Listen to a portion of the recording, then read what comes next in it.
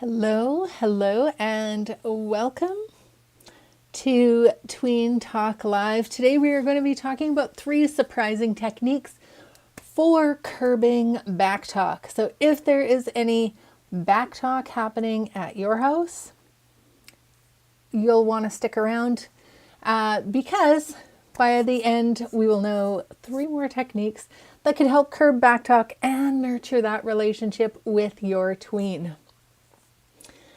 I'm sure as a parent you've had this moment before.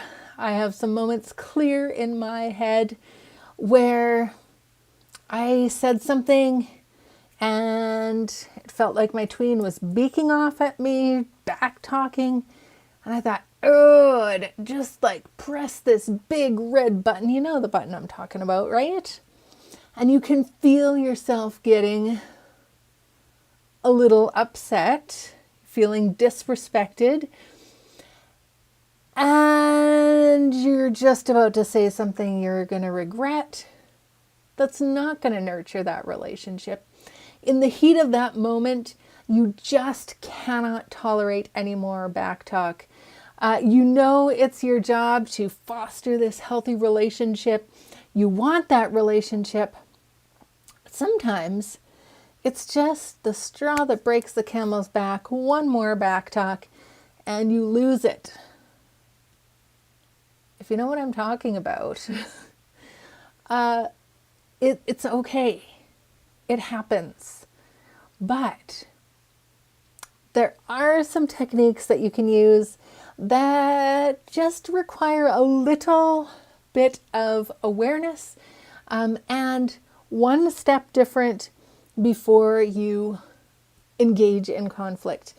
That will help nurture the relationship instead of tearing it down. I'm Marina Gabor, founder of Tween Talk. That's this show and the amazing Tween Talk community. We're empowering moms to raise independent kids. Also, the Life Skills Club, where I've been helping students master important life skills. I'm a mom of 3 older tweens, and that's where I've gotten a bunch of experience through those tween years. We made it through those years into the teen years, which have been a joy. It's not that there haven't been ups and downs. Don't think that at all. However, what I learned during those tween years, I am hoping will help you so that your years with your tween will be nurturing and leading into some good teen years. Now, if you're inspired by this content, you are also going to love the Life Skills Club. I do all the hard work, guiding your tween step by step. Sometimes they just need to hear it from somebody else. There's live coaching calls every week.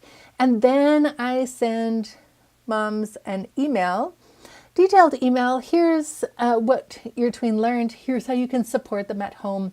So they hear it from somebody else, and then you're providing support for growth at home. All right. If you are joining me live today, please in the chat or in the comments, please type #live. If you're watching this on the replay, I would love to know that. Type #replay and I can say hello to you then. Now, before we dive in, I would love to know what situations at your house are creating the most backtalk. What situations? Is it homework? Is it fussing about extracurricular activities, or you're rushing and you're trying to get them moving forward and we get this clashing? Is it about chores? What situations are creating the most backtalk at your house? Love to know. No judgment or shame or anything like that. We are moms growing and learning, and as you are parenting through the tween years, it's a whole different ballgame than parenting during those child rearing years. You're having to learn like a whole new thing, and that's okay. That's why we're here at Tween Talk talking about real things. So first of all, let's talk about backtalk versus discussion. What if your tween just says, well, I'm just trying to have a discussion with you? Is that having a discussion? What is the difference?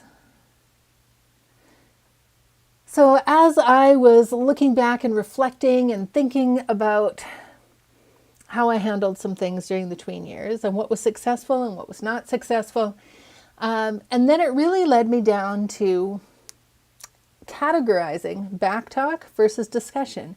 What was the key difference? And it's all in the attitude and the tone. So in a discussion, you're open to new ideas. They're open to new ideas. It's this exchange of ideas back and forth, respectfully. Back talk is this disrespectful sort of attack, almost. Like you say something and they're right back at you. And you're feeling disrespected. Their tone is disrespectful. And so that is what we're talking about when we're talking about back talk. So here's a couple of things that you can consider as you're moving forward, trying to nurture this relationship with your tween. You went from those childhood years when you're telling them how to do everything, because that's what you have to do when they're kids, right? And now they are pushing, straining, going, I want my independence. And part of what's happening is then in doing that, they're talking back as part of this, like, I'm an independent person. What I have to say matters. And one of the things that I found was that it needs to be taught. You need to teach your tween how to have a respectful discussion. And then the thing that I needed to learn was, and maybe you can relate, that I needed to be okay with not always being right. Like maybe they had a good idea about something. Maybe we just did things the way I did things because that's the way I always did things. And that's uncomfortable. Because initially, if I'm in a discussion and it feels a little bit backtalkish, if I don't take a moment to think, is there some value or is what they're saying valid? Do they have a good point? What should I take away from that I need to consider? So that's the hard part, is like training your brain to take a breath and then suggest to your tween that they can re-say what they just said with a different tone. And so then you're moving from, okay, that tone is back talk, and they might not be able to hear it for real. You might say, oh, well, why are you talking back to me? And they're like, I'm not talking back to you. And if they say that, it could be that they actually believe they aren't talking back. It could be they believe they're having a discussion with you. It just doesn't feel like a discussion. So this is a teachable skill. We can learn and we can help them learn how to have this respectful discussion with the correct tone so that it doesn't come across as meh, meh, meh, and that it comes across as, oh, I have this other idea. So give them the actual words. I know it sounds a little contrived, but if you can catch it before you're angry, you know, like they say something and you feel that, take a breath. Take a breath. And then just say, oh, I think you're trying to discuss this. Can you say that with a different tone? And let's talk about this. And at first they might be like, what? Wow, that's kind of dumb. Why do I need to say it again? But just keep at it and just calmly, oh, would you like to try that again? And then listen to what they're saying. Listen to the intention behind the tone, even if they don't get it totally with the correct tone the next time. Model it, and then give a positive result, because that's going to prompt them to do it again. Then the next time they'll realize, oh yes, when I use that tone, then we actually got to discuss stuff. And even if I didn't get to do what I really wanted to do, there was still a better outcome. So I wanted to go to my friend's house, and I really wanted to go now, and I just felt like there's all this stuff that I had to do. And when I was speaking kind of harsh, I didn't get what I wanted. But when I actually had a discussion, Mom listened to me, and I got to go to my friend's house. Not when I wanted to, but later, and I still got to go to my friend's house. So now their brains aren't going to be like thinking about all of those things. But over time, that's what's going to happen. They're going to realize that they're going to get more results with a better tone. And you can prompt this by saying, would you like to try saying that again? As long as you're calm. All right. Number 2, practice with less volatile topics when you're not in the heat of the moment. So kids don't know how to have discussions. For years and years and years, you've just been saying, okay, do this, do this, do this. They haven't really been thinking on their own. As they get into those tween years, they're like, I think I have a different thought than somebody else. I think I want to separate myself from somebody else and have different thoughts, and I don't know how to figure out my feelings and all of these things. They need to practice. But it's one thing to model and get them to re-say something in that moment. And then you can take it a step further. So at the supper table, have a discussion. Even something as simple as, do you think cats are better than dogs? Boom. Everybody seems to have an opinion about cats versus dogs. Like nothing life-altering is going to come of whether you think one thing or the other. But what it does do is gives you an opportunity to practice discussing, to practice putting forth an argument. And I mean argument as just in like put your point forward, hear somebody else's point, and volley that conversation ball back and forth in a discussion. And you might agree to disagree, and that is okay. And then the next time there's that back talk, they're going to have more discussion skills. So when you say, oh, would you like to try that again?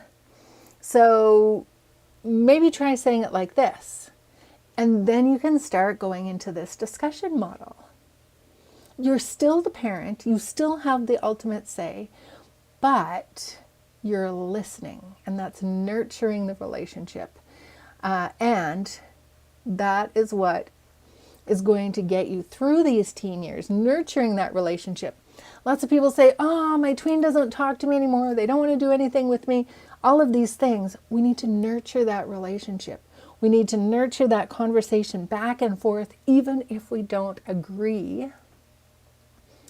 We learn how to have those conversations with respect on both sides.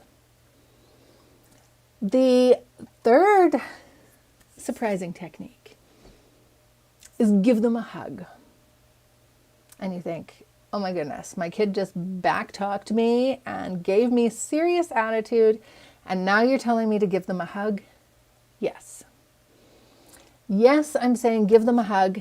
Always ask, can I give you a hug? But come in. And often they will let you give them a hug, because sometimes what happens is they have all of these big emotions. That's why it's coming out as back talk. They've got these big feelings. They don't know how to handle them quite right.